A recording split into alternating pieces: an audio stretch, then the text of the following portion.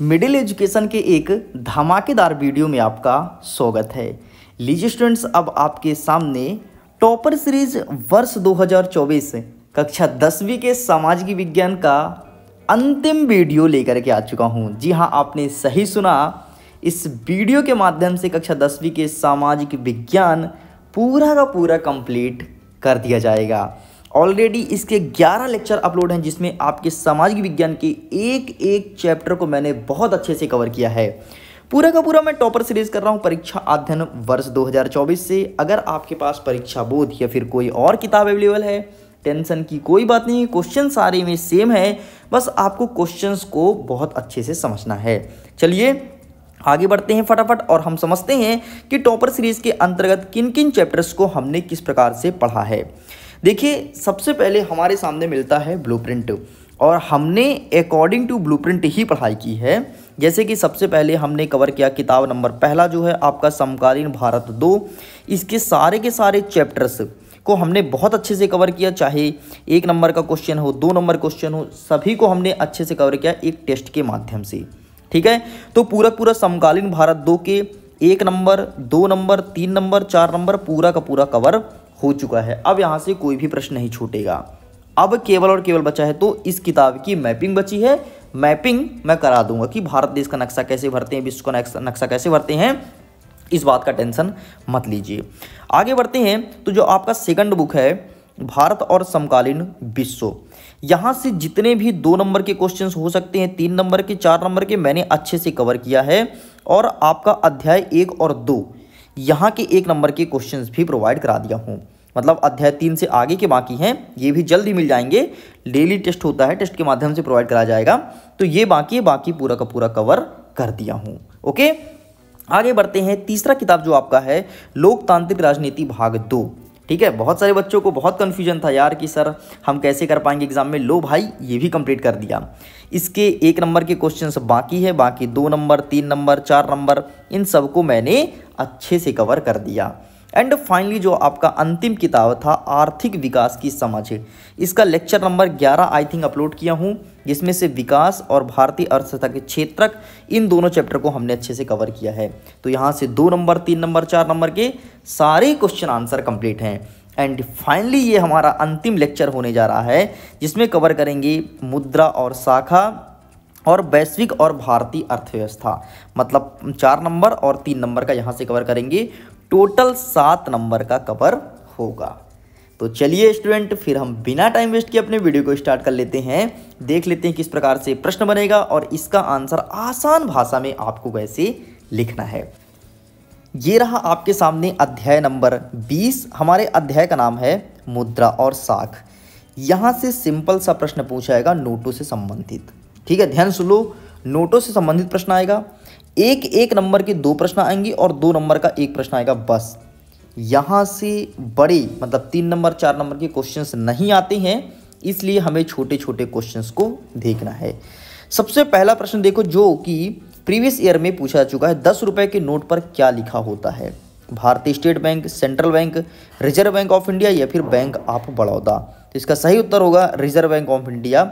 सभी नोटों में रिजर्व बैंक ऑफ इंडिया ही लिखा होता है। लेकिन एक प्रश्न हमेशा पूछता है कि 1 रुपए के नोट में किसका सिग्नेचर होता है? ठीक है, वैसे तो सारे के सारे नोटों में गवर्नर का सिग्नेचर होता है, लेकिन 1 रुपए के नोट में किसका सिग्नेचर होता है, ये प्रश्न हमेशा एमपी बोर्ड द्वारा पूछा जाता है। इस चीज़ को ध्यान रखना और आपको पता भी होना चाहिए।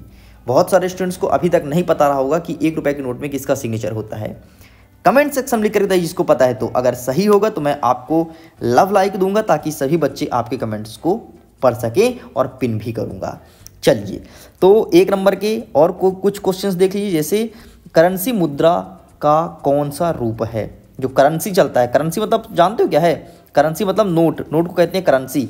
तो करेंसी मुद्रा का कैसा रूप है? ठीक, ये चीज़ बताना है। सबसे पुराना, नया, दोनों या फिर उपरोक्त में से कोई नहीं। ठीक है, ये तुम्हारे एग्जाम में देखने को मिलेगा। आपको पता है कि 1 साल में मात्र 1 दिन मतलब 24 घंटे ही केवल नोटों की छपाई होती है, बाकी साल भर नहीं बनता नोट। फिर बोलोगे सर साल भर कंपनियां क्या करती हैं?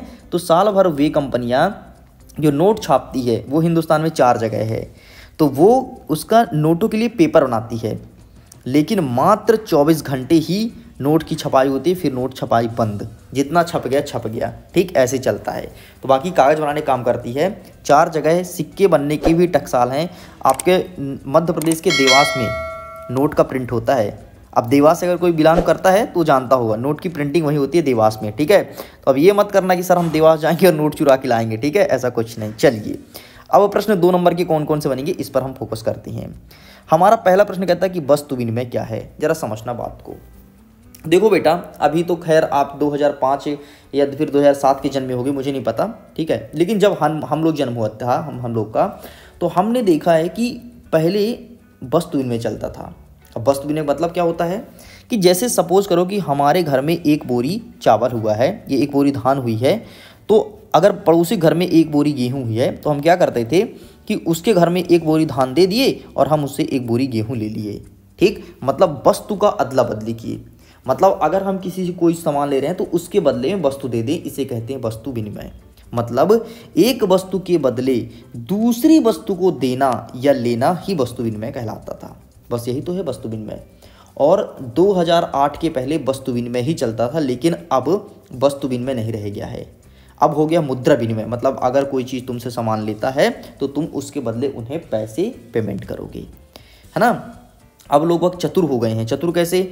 वो फिर ये दिमाग लगाएंगे, अच्छा 1 बोरी में उसको धान दे रहा हूँ तो मेरा धान आता है 13 रुपये किलो। वैसे 13 नहीं है, धान आई थिंक 17-18 रुपये किलो है, ठीक है। वो दिमाग लगाया कि 18 रुपये किलो मेरा धान जाएगा। ये दिमाग लगा कर 22 रुपये किलो मेरी गेहूँ जाएगी, तो मैं 1 बोरी दूंगा तो मुझे घाटा लगेगा। तो बोलेगा नहीं नहीं भैया, आप अदला बदली मत करो, आप हमको धान दे दो, हमको ले लेना इससे पैसा, या फिर गेहूँ दे दो हमसे इससे बदले ले लेना तुम पैसा, भैया हमको ये नहीं करना है, ठीक है। नहीं तो एक का घाटा लग जाएगा ना। अब लोग वक्त थोड़ी चालाक टाइप से हो गए हैं। पहले ऐसा नहीं था, पहले हेल्प करने वाले थे, अब हेल्पलेस हो गए हैं। पहले हेल्पफुल थे, अब हेल्पलेस हो गए हैं लोग बाग, ठीक है। अब अपने काम से काम रखते हैं, किसी की सहयोग नहीं करते हैं कोई भी। लेकिन आज की नव युवक पीढ़ी जो है वो तो मोबाइलों में लगी रहती है, उसे तो किसी से मतलब ही नहीं है। पड़ोसी में आग लग जाए उसे पता नहीं चलेगा अगर वो पबजी या फ्री फायर खेलने में लगा हुआ है तो, ठीक है। चलिए, तो ये इस प्रकार से हमारा भाई ये वस्तु विनिमय वाला प्रश्न आता है, परीक्षा में कंप्लीट होता है। आगे देखते हैं नेक्स्ट क्वेश्चन, विकास के लिए ऋण की भूमिका लिखिए। अब देखो, अगर किसी व्यक्ति को विकास करना है ना, तो विकास के लिए उसे ऋण लेना अत्यंत आवश्यक है। जरा समझना कैसे। एक एग्जाम्पल देता हूँ, फिर ये मैं समझा दूंगा। सपोज करो कि आपका एक प्लॉट पड़ा है बढ़िया शहर वाले शहर में, मतलब जहाँ पर आपका घर होगा शहर में, वहाँ पर बढ़िया एक प्लॉट डला हुआ है, इतना बड़ा प्लॉट है। अब तुम्हारे पास इतने पैसे नहीं हैं कि तुम इस प्लॉट में लेकर के और घर को बनवा सको, ठीक, इतने पैसे नहीं हैं। तो तुमने गए, यहाँ पर समझो बैंक है, बैंक के पास गए, बैंक से बोले भैया हमें तुम 80 लाख रुपए ब्याज दे दो, हमको होम लोन चाहिए, है ना, घर के लिए लोन चाहिए। तो बैंक बोलेगा चल ठीक है भाई, तो ले ले 80 लाख रुपए, हमने इतना % इंटरेस्ट लेना है। हम बोलेंगे चलो ठीक है।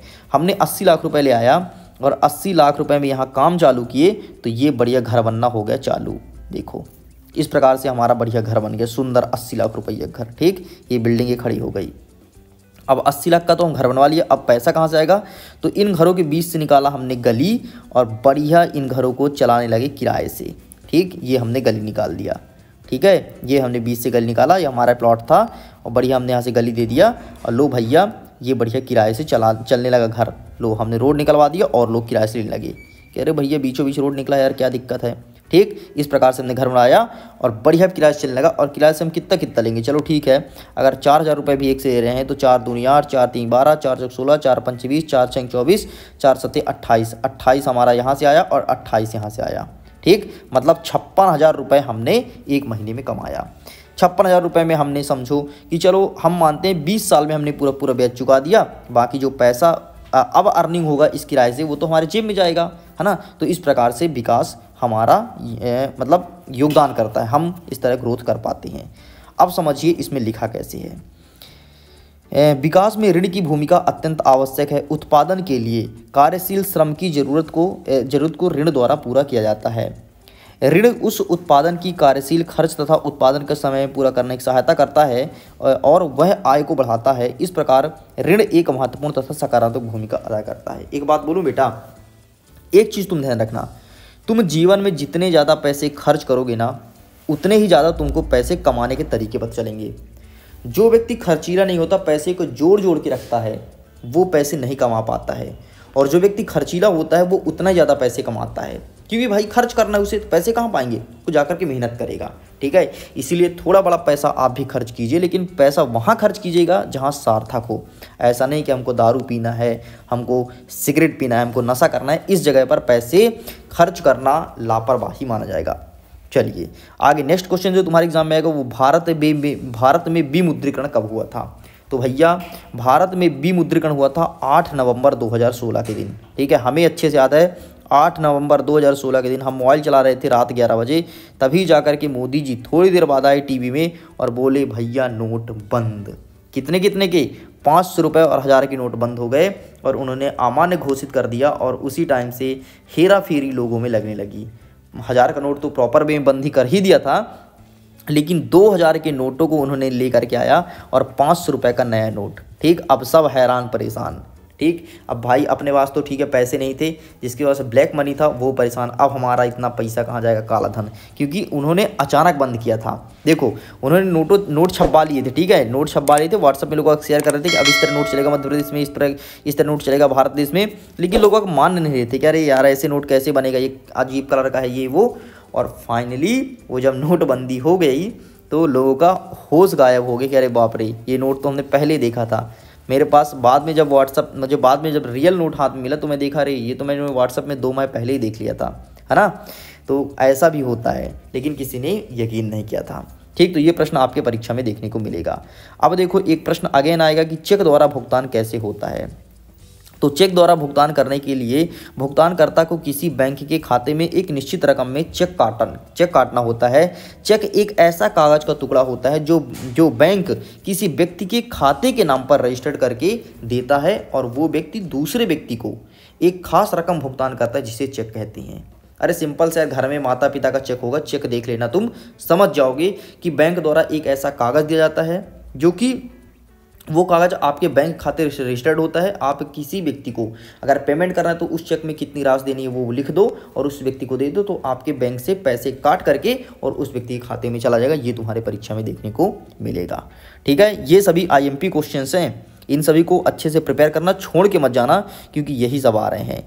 नेक्स्ट देखते हैं, 1 नंबर का प्रश्न पूछेगा कि ATM का फुल फॉर्म क्या होता है ना। तो ऑटोमेटेड ट्रेलर मशीन होता है, ध्यान से देख लो, ऑटोमेटिक नहीं होता, ऑटोमेटेड होता है। ठीक है, बहुत सारे बच्चे गलत कर देते हैं, बहुत सारे बोलते हैं ऑटोमेटिक, नहीं, ऑटोमेटेड टेलर मशीन होता है। इसका मतलब होता है ATM, और ATM एक ऐसी तकनीकी है या फिर ऐसी व्यवस्था है जिसके माध्यम से व्यक्ति एक प्लास्टिक का कार्ड उपयोग करके और पैसे को निकाल सकता है। और अब के जो ATM आने लगे हैं उसमें न केवल पैसे को निकाल सकता है बल्कि पैसे को जमा भी कर सकता है अपने बैंक खाते में। ठीक, तो ये होता है ATM। ठीक है, ATM आप सब जानते होंगे यार, कोई बहुत बड़ी बात नहीं है। चलिए नेक्स्ट देखते हैं, रिजर्व बैंक के 3 कार्य को बताइए।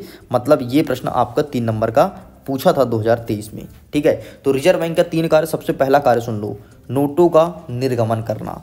दूसरा नंबर सुन लो, ये बैंकों का बैंक कहलाता है।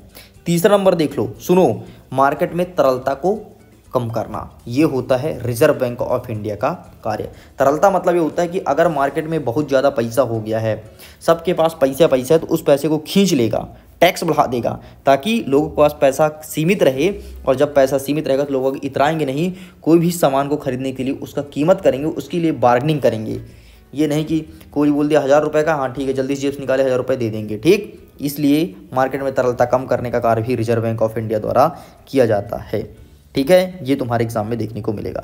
बाकी कोई प्रश्न नहीं आएगा, छोड़ दीजिए, कोई दिक्कत नहीं यार। ठीक है, ये क्या कहता है, भारतीय रिजर्व बैंक अन्य बैंकों की गतिविधि में किस प्रकार नजर रखता है और यह क्यों जरूरी है। 100% तुम्हारे एग्जाम में आ रहा, 100% बात मानो। क्यों आ रहा है, क्योंकि हाल ही में पेटीएम पेमेंट बैंक को RBI ने बैन कर दिया है। उसमें जितने भी यूजर्स हैं, कितने यूजर्स हैं ये बता देता हूँ, 200 मिलियन यूजर्स हैं, सबको घाटा लगने वाला है। ठीक है, पेटीएम में जो लोग पैसे रखे थे। ठीक, तो भैया ये प्रश्न आपके एग्जाम में देखने को मिलेगा कि बैंक किस प्रकार से नज़र रखता है। तो देखो सुन लो, RBI क्या होता है, RBI को बैंकों का बैंक कहते हैं, मतलब सबका बाप कहते हैं। ठीक है, और RBI का ये रहता है कि कौन सा बैंक कितना ऋण देता है, एक दिन में कौन व्यक्ति कितना पैसा निकाल सकता है, ठीक है, कितने पैसे को ऑनलाइन तरीके से ट्रांसफ़र कर सकता है, बैंक कौन कौन से व्यक्तियों को लाभ प्रोवाइड करा रहे हैं, ये पूरे नज़र रखता है RBI। और आरबीआई की गाइडलाइन के अनुसार ही इन्हें फॉलो करना पड़ता है। अगर ये फॉलो नहीं करते हैं तो उन पर नज़र रखता है और उन पर मारता है बैन। हाल ही में अभी 5 करोड़ रुपए का बैन किया था पेटीएम को, लेकिन पेटीएम ने उस पेमेंट को, मतलब जो जुर्माना लगा था, जो बैन था, उसको उन्होंने चुकाया और फिर से अपनी लापरवाही दिखाने लगी तो पेटीएम को ही उन्होंने बैन कर दिया। ठीक, तो ये तुम्हारे एग्जाम में देखने को मिलेगा क्योंकि हाल ही का ये घटना, इस चीज़ को ध्यान रखिएगा। चलिए बेटा, बाकी यहाँ से कोई प्रश्न नहीं आएगा, आप इन्हें बेझिझक स्किप कर सकते हैं। ठीक है, स्व सहायता समूह किसे कहते हैं, इसके गठन का क्या उद्देश्य होता है, इसको समझ लीजिए, ये आपके एग्जाम में देखने को मिलेगा क्योंकि इसे इंग्लिश में SHG कहते हैं और सरकार इसको बहुत ज़्यादा बढ़ावा दे रहा है। तो स्व सहायता मतलब ये होता है, स्व सहायता मतलब स्वयं की सहायता करना। कैसे? महिलाओं का ग्रुप बना करके 10 से 12 महिलाएं एक ग्रुप में होती हैं। ठीक है, इसकी अधिकतम संख्या 20 तक हो सकती है और न्यूनतम संख्या 10। तो 10 से लेकर के 20 तक की महिलाएं आपस में एक ग्रुप बनाती हैं जिसमें विपत्ति पड़ने पर एक दूसरे की स्वयं की सहायता करते हैं। इसे कहते हैं स्व सहायता समूह। स्व सहायता समूह एक संगठन के रूप में भी कार्य करता है या फिर 20 महिलाओं का एक संगठन ऐसा होता है जो सामाजिक कार्यों के लिए कार्य करता है। ठीक, उसे कहते हैं स्व सहायता समूह। बस इतना आपको लिखना है, समझ करके ही लिखना है, ज़्यादा इसको रटने की जरूरत नहीं है क्योंकि एग्जाम में कभी पूछा नहीं है। इस बार इसलिए पूछा जाएगा नए पैटर्न के आधार पर क्योंकि सरकार इसको ज़्यादा बढ़ावा दे रही है। ठीक है, अब मुद्रा का क्या कार्य होता है, मतलब जो तुम्हारे पास पैसा करेंसी है उसका क्या कार्य होता है, तो विनिमय का माध्यम, मतलब एक दूसरे को देने का काम आता है। और मूल्य का मापन, कौन सी वस्तु कितने रुपए की है, इस मूल्य का मापन मुद्रा द्वारा करता है। मूल संचय का आधार और मूल्य का हस्तांतरण ये मुद्रा द्वारा होता है। केवल आपको टॉपिक चारों ध्यान रखने हैं क्योंकि 2 नंबर का प्रश्न यहाँ से पूछा जाएगा। कंप्लीट होता है। आगे बढ़ते हैं, हमारा अंतिम अध्याय नंबर 21, वैश्वीकरण और भारतीय अर्थव्यवस्था। वैश्वीकरण मतलब होता है विश्व में और भारतीय मतलब इंडियन, मतलब विश्व को इकोनॉमी कैसी है और इंडियन इकोनॉमी कैसी है। एक प्रश्न जो कि 1 नंबर में आएगा कि कितने वर्षों तक हमारे भारत देश की इकोनॉमी 5 ट्रिलियन की बनने वाली है। तो ध्यान रखना, वर्ष 2024 मतलब इसी सत्र में हमारे हिंदुस्तान की इकोनॉमी 5 ट्रिलियन डॉलर की होने वाली है। ये प्रश्न आएगा 1 नंबर के हिसाब से। बाकी यहाँ से 2 नंबर का एक प्रश्न आएगा सिंपल सा। प्रश्न कौन कौन सा बनेगा, तो यहाँ पर कहता है वर्ष 1991 के पूर्व भारत में विदेशी व्यापार की नीति क्या थी, इस चीज़ को ध्यान रखना। ठीक है, क्योंकि मोदी जी का सरकार बना है तो ये वाला प्रश्न पूछा जाएगा। ठीक, नेक्स्ट देखना, बहुराष्ट्रीय कंपनी से आप क्या समझते हैं, तो बहुराष्ट्रीय कंपनी मतलब ऐसी कंपनी या फिर ऐसी कंपनी का उत्पादन जो एक से अधिक राष्ट्रों में उत्पादन करते उसे कहते हैं बहुराष्ट्रीय कंपनी। मतलब ऐसी कंपनी जो एक से अधिक राष्ट्रों में उत्पादन करती है उसे कहते हैं बहुराष्ट्रीय कंपनी। ये कंपनी बड़े पैमाने पर उत्पादन करती है किसी ही वस्तु का और अनेक राष्ट्रों पर अपना मार्केट बना करके और बेचती है। ठीक है, इसे कहते हैं बहुराष्ट्रीय कंपनी। नाम से स्पष्ट है, तुम्हारे एग्जाम में देखने को मिलेगा। अच्छा, आपको 2-3 बहुराष्ट्रीय कंपनी का नाम भी पता होना चाहिए। आपने देखे होंगे टाटा की गाड़ी आती है तो टाटा मोटर्स हो गया। इसके अलावा आप देखिए बजाज गाड़ी आती है, हीरो की गाड़ी देखी होगी, हीरो की साइकिल आती है, गाड़ी आती है, हीरो हो गया। ये सब 2-3 बहुराष्ट्रीय कंपनी का नाम पता होना चाहिए।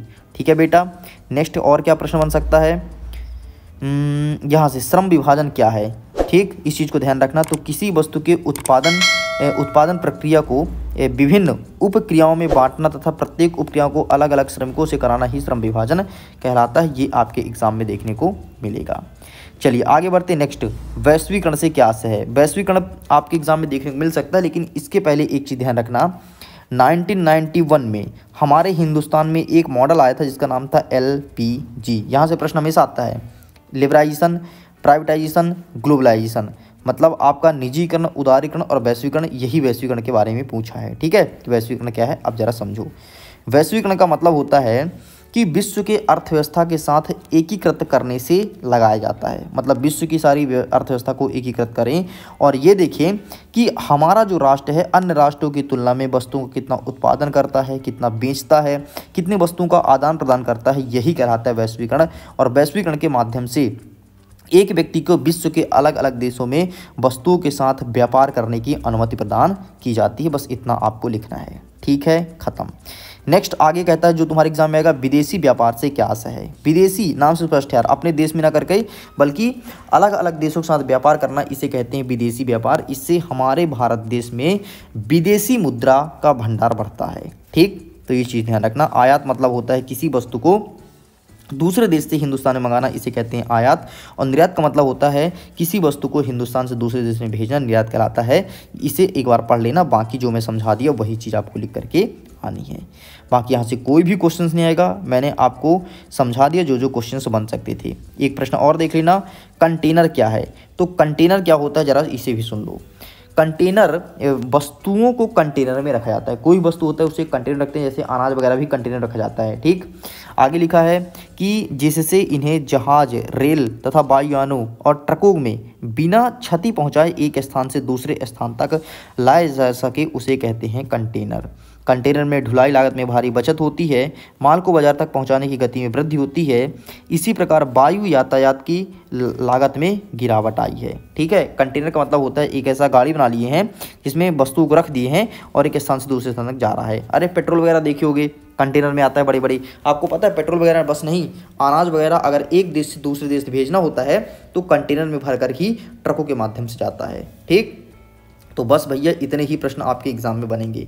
एक चीज़ और ध्यान रखना कि WTO की स्थापना कब हुई है, वर्ल्ड ट्रेड ऑर्गेनाइजेशन, विश्व व्यापार संगठन। इसमें वर्तमान में 164 देश सदस्य हैं और इसकी स्थापना 1995 में की गई है, 1995 में। ठीक है, बस इतने क्वेश्चंस बन रहे हैं, बाकी कोई भी क्वेश्चन नहीं आएगा, स्किप कर सकती हैं। लीजिए स्टूडेंट्स, तो इस प्रकार से टॉपर सीरीज सामाजिक विज्ञान कंप्लीट हो चुका है। इतना ही नहीं, हिंदी का भी कंप्लीट मैंने कर दिया था। ठीक, एक है आपका उपभोक्ता अधिकार, यहाँ से कोई भी क्वेश्चंस नहीं आ रहा है इसलिए इसे मैं स्किप कर रहा हूँ, ये आपके चैप्टर से रिमूव कर दिया गया है। बाकी जितने एक नंबर के क्वेश्चंस बनेंगे उपभोक्ता अधिकार से, ये भी टेस्ट के माध्यम से प्रोवाइड करा दिया जाएगा।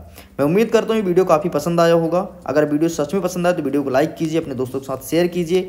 अब आपको सामाजिक विज्ञान का क्या चाहिए कंटेंट, क्या आपको रीमॉड्यूल से पढ़ना है या फिर मॉडल पेपर देखना है, एक दो जैसा भी हो मुझे बता देना, मैं आपके सामने प्रेजेंट कर दूंगा। बाकी बेहतरीन तैयारी आपकी हो ही चुकी होगी और टॉपर सीरीज़ भी कंप्लीट हो चुका है। टॉपर सीरीज़ के अंतर्गत अभी मुझे मैपिंग करवाना है तो वो भी जल्द ही आपके सामने प्रेजेंट कर दिया जाएगा। मैं करता हूँ वीडियो के एंड। एग्जाम के लिए ऑल द बेस्ट। खुश रहिए, पढ़ते रहिए, मुस्कुराते रहिए। Bye bye.